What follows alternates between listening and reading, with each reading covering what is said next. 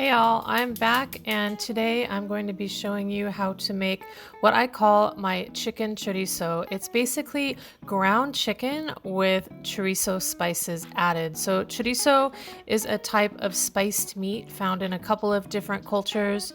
You have Mexican chorizo, which is not cured, so it's basically usually a pork with spices and other things added. And then Spanish chorizo, you're going to find it's a cured product. So I'm just taking the flavors and making a simple everyday dish here. You see me, I'm putting frozen chicken, ground chicken in there because it was last minute and it's that easy.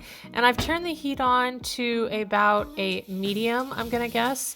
Not super high because you want to cook it gradually, otherwise you'll get some parts burnt and some parts totally raw. So it's over about a medium heat. I put a little bit of olive oil there in the pan to get started, and we're just gonna go ahead and slowly break this down. This is one of the reasons that I love using ground meat so much. If I forget to thaw it, it is so super incredibly forgiving. And there I am adding salt. That's to get flavor in at the beginning, and also salt helps things cook faster. It helps break things down. So it kind of serves dual purpose there. And I have a podcast episode all about salt, actually a couple. So if you want more information about salt, you can go there. So you can see I'm using a metal spoon. This is one of my key tools in my kitchen is a metal spoon because it helps with hard jobs like this, breaking down frozen meat. I know they have those little meat plastic things, those things that have like a pinwheel on the end of them. I don't prefer those. I really just prefer a metal spoon for breaking down my ground meat, especially when it's frozen like this. You can see there's a lot of steam coming off there. That's just the defrosting happening. And we're just going to patiently wait for this to cook. This is about 2 pounds of meat. And hey guys, if you want the recipe, you can email me. You can find the email on my YouTube account. And I will email you the recipe. It has all the exact spices and amounts and stuff. I usually make a double batch of this because it's really great to throw into eggs, to throw into wraps, to throw on top of salad. Really just good to have a protein-based meal around, and it's super simple. And all that's in the pan right now is just the chicken, the olive oil, and a little bit of salt. I tend to brown my meat first before I put in the onion and the garlic and the other aromatics. That's just preference. Some people do it the other way around. This is the way I prefer to do it. So you can see how it's slowly breaking down there. There's still some frozen hunks in there, but that's okay. Chicken is pretty low in fat, so I tend to add, both for flavor and for texture, I tend to add quite a bit of oil to the pan. You can see I did that in the beginning, and I'm looking for kind of a sauciness at the end. If there's not enough oil, not enough of a sauciness, I will add a little bit more oil to the pan.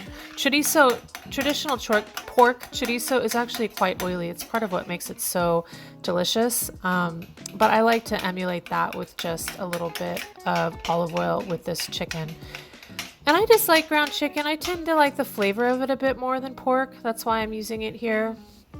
This is a combination of light meat and dark meat. I like to use both. Dark meat tends to dry out a little bit less and have some more flavor to it. So I like to use a combo or all dark meat. There goes my diced onion. Finally, that took a while. Some more salt because we are flavoring from the inside out and helping things break down. You can see it's just cooking for a little bit there over medium heat. Now I add the garlic. I treat my garlic like a spice, you guys. I don't cook it a lot. I just put it in after the onion is softened, and then I'm going to put in the chipotle and adobo. So those cans of chipotle peppers, which are a smoked jalapeno pepper you can get, it's quite spicy depending on your palate, so I just put in a very little bit for my family's taste buds. You can put in 4 times as that amount if you want. I put in some tomato paste there. This is some paprika that doesn't have any spice to it. It's quite sweet. I put in quite a bit of that. You can see that there. And again, email me for the exact recipe, you guys. I use some Mexican oregano. I'm trying to get it in focus there, not working very well. There we go. Mexican oregano. I love this oregano. If you have other oregano, that's fine too. But Mexican oregano has a very particular, more citrusy notes to it. So I have 3 or 4 different types of oregano in my cupboard. I know I'm a spice nerd, but if you don't have Mexican oregano, just use regular oregano. Everything will be fine.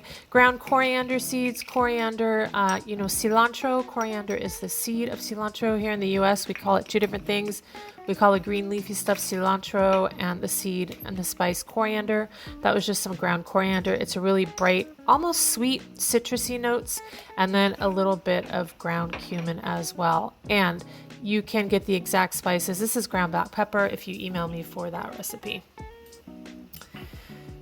So I think that's it. Is that all my spices? Yep, that looks like it going in. Not much else in the pan, just that onion, garlic, the spices, chipotle, tomato paste, a little bit of olive oil, and that ground chicken. Now you want to stir it around and make sure to get that everything distributed nice and evenly throughout the pan. And now I'm adding a little bit of water. I think the recipe calls for about a 1/2 cup of water. That wasn't a 1/2 cup. I think in a little bit I'm going to be adding some more. But the recipe I'm pretty sure calls for about a 1/2 cup of water. It's just to help create the sauce with the oil and the sort of juices from the onion, which is where a ton of flavor is. My family loves it when I bang my metal spoon on my metal pot. It makes me sound angry. It's funny. But look, I'm just really making sure that all the meat is evenly coated with the spices and the tomato paste. That tomato paste you can always mix the tomato paste together with a little bit of water and then add it in. I'm lazy. I just toss it all in the pot and just make sure it gets all evenly distributed around. That's why I'm stirring and stirring and stirring. And what I'm gonna end up doing here is covering the pot and letting it simmer for 15 to 20 minutes once I get my spoon balanced. Is it balanced? There we go. There's my lid. Turn it down. Oh, my spoon went. Turn it down to like a low, medium low, and go for 15 to 20 minutes. You want it on just a nice simmer. Let all the ingredients kind of mix together there. It smells so good at this point, you guys. I can smell it because I've made this so many times. I know exactly what this smells like. It is so good. And that's it. It's such a good thing to have on hand. Here I'm using it for lettuce wraps, but you can put it inside of tortillas. You can put it inside of pita bread. You could put it on top of salad. You could stuff peppers with it. That's another really good one, stuffing peppers with it.